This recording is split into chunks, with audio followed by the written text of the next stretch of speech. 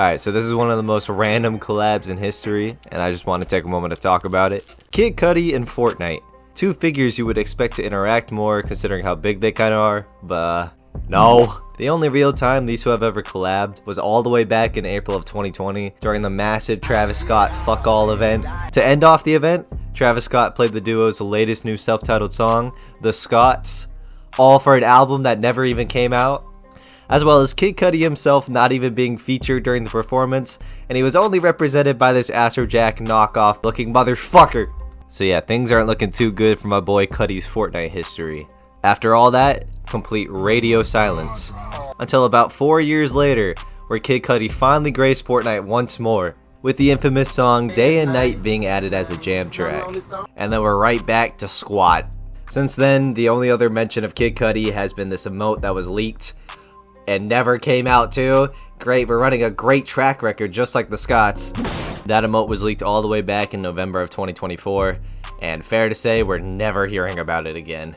But little do people know that Kid Cudi actually had his own major Fortnite collab all the way back in October of 2023, featuring fucking Star Trek. Randomly announced on Kid Cudi's Twitter to promote his latest album, as well as the Two's Boldly Be campaign. Star Trek X Kid Cudi Mere Mayhem launched alongside a new single and a whole ass merch run. And no one cares! Like legit, the only videos on YouTube about it are by Star Trek themselves, or just 100 view gameplays and nothing more. But why is this? Why is this map just kind of forgotten? Well, I feel like a major reason for that is because this isn't a Fortnite collab in the way you're thinking. I might have lied just a little bit. Unlike the Travis Scott event, where it was held in the main game and officially presented and promoted by Fortnite, this collab was made by a third party in Fortnite's creative map without any direct input from Fortnite themselves. Essentially just making this a fan-made creative map by Star Trek and Kid Cudi to advertise their own shit. And while this Roblox kind of collab is infinitely lamer, as a massive Kid Cudi loser, I'm still absolutely willing to try out the map and experience all this strange ass collab has to offer. So after putting on the most Kid Cudi fit I could find, take a sec just to report all my badass nerd references, I then went to the lobby and booted up the game from Fortnite's website instead, because for some reason this stupid ass map is broken and will not show on the play menu. It disappears after every single time you play it and you cannot favorite it. Why? Anyways, after all the hassle, we finally load up the game and headbang our way into the loading screen. And yes, I recorded the partial Star Trek map during the Star Wars season. I don't care! Anyways, after finally loading into the map, we're greeted with a very cold opening. After slamming through the epilepsy warning without any rating, we're just dumped into this random ass spaceship with nothing to interact with, besides these two awesome photos just to stare at until the map starts. I should preference this now before we actually start the map. I know jack shit about Star Trek. Any major Star Trek references will immediately go over my head. I'm a Kid Cudi nerd. I'm not double losering for this map, I'm sorry. Anyways, after standing around awkwardly waiting for the game to load, we're finally shown the man himself, Kid Cudi, or should I say Captain Skiles. He then delivers the quietest, most unintelligible cutscene of all time, My evil doppelganger from a parallel universe has arrived in our reality to wreak havoc. in which it's explained that Kid Cudi's evil doppelganger is trying to open a portal between realities to bring his army of destruction upon the world. After mumbling through the rest of the most badass plot I've ever heard, Kid Cudi gathers his quote, bravest and boldest, aka just fucking me, and we're thrown into the map. Our fearless leader points us ahead, and the extended Steve Aoki remix of Pursuit of Happiness starts playing in the back. I must say, after all that, first impressions of the map are actually pretty nice now, with a beautiful, colorful space skybox in the back, and these big ass purple mushrooms bouncing along to the beat of the song. My attention is quickly diverted from that little stuff though, because as we run through the field, Kid Cudi's evil doppelganger appears, spraying his infamous death beam everywhere and dancing along to the song, as he's always known to do. Along the way, I learned I'm supposed to be collecting these little Star Trek logos that give you XP, but before I can even process that, I'm jump scared with a random bounce effect. Yeah, just no random fucking bounce effects are just thrown in every couple of seconds to keep your attention. These grown-ass men in the bouncy house. Anyways, as I was distracted with the bounce effect, turns out giant evil mechanical spiders have spawned all over the map, and I must take them out. You know, having no knowledge of Star Trek makes it really hard to tell how much of this map is Kid Cudi or Star Trek, because I really don't remember these massive fuck-all spiders just appearing in all Man on the Moon. As I take out the mechanical spiders, we continue running down the fields, dancing along to the music, as we bounce over those purple mushrooms over a river. All fun and dandy, all good stuff. Up until Evil Scott causes my game to stutter and fucking die out on his dumbass hovercraft thing until I'm bounced up once again and the sky joins us in celebrating the music. As I continue to watch Scott's evil doppelganger spray the world with his death beam.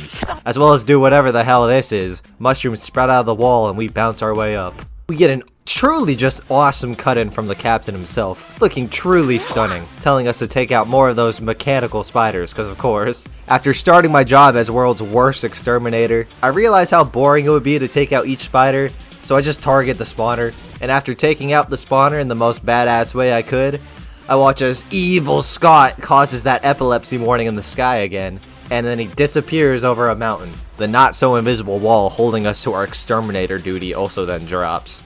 And the last song fades out in Chunky.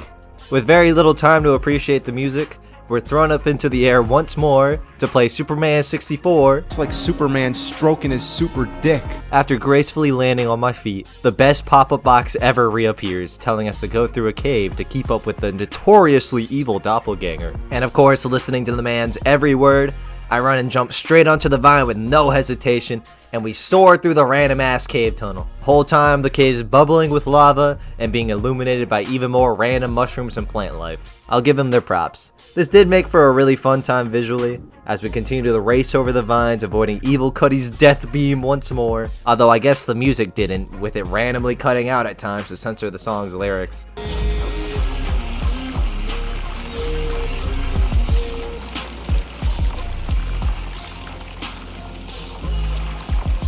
Our fun little cave adventure then comes to a close, and I'm jump scared once more by being instantly teleported onto a hoverboard before I could complete my jump out of the cave, as the music fades out into the song Electro Wave Baby starts to play. To celebrate this new song, we get a boring ass hallway segment. Nah, I'm just kidding. The hoverboard is fun to go along, as I biff badass trick and dodge, of course, Evil Cudi's happy little death beam. Of course, only nailing every single trick along the way. This part was just kind of fun and relaxing, honestly. The vibrant visuals mixed with the dreamy, bouncy background track just made for an enjoyable trip down the hill. You can even find different paths and higher tracks like it's a fucking Sonic level. After I finally reach the end of the boarding segment, I nail one last badass jump off the top path, and we should count ourselves lucky. We personally get to see Doppelganger Cudi's sick-ass dance moves as he hovers away right before I can shoot him. We then sit and wait as he kindly opens the gate for us. In the process of this, the track Superboy starts to fade in, and our hoverboard just fucking dips on us as we're welcomed into this admittedly very confusing scene. Our lovely captain pops in once more to explain that we have to take out the generator and the drones guarding it. After very much trying and realizing it was impossible to kill the doppelganger himself, don't worry how I missed all my shots, I follow along with our brave captain's plan, realizing this map was absolutely made for more people than just me. This drone takes fucking forever to destroy. I immediately get bored and give up with the drones as I spot this little fellow in the back. This little dude being a clear nod to one of the alternate covers for Kid Cudi's Insano album. He's also a Roblox item and I own him. I admire his greatness for some time. Although the game punishes me as I try to shoot him by fucking ripping out my eardrums and taking away my music. I then spent a whole 20 years killing a second droid, as the game just gives up and says the shields are down anyways, even though I barely did any of the work. Now with the core visible, we must destroy it. Too bad it has like a fucking billion health, because after forever of shooting, I only got halfway through its life bar before the game just destroyed it for me and now we're back bouncing up in the air. We get to do another really awesome Superman 64 segment. Looks like I'm doing a real shitty job. As finally the single made for this collaboration plays, Heaven's Galaxy. Our final mission gets delivered to us without our lovely Captain Skiles picture. What's the point? No! We continue to soar through the valley and sky. Flying in, we see a massive ass Kid Cudi singing the track. I guess this is like his Travis Scott concert part of the map, because we're finally here for the performance, yay! I arrived just in time for our lovely captain to do this.